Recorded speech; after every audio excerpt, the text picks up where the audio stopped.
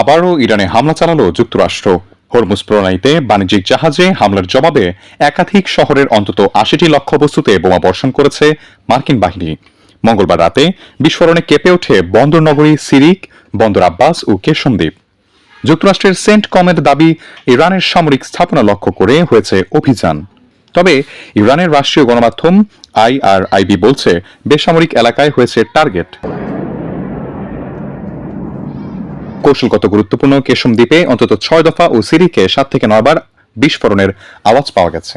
সিরিকে আহত হয়েছেন বেশ কয়েকজন। বন্দর আব্বাসেও টেলিযোগাযোগ টাওয়ার, মাছ ধরার জেটি সহ অন্তত 10টি লক্ষ্যবস্তুতে হামলা চালিয়েছে ওয়াশিংটন।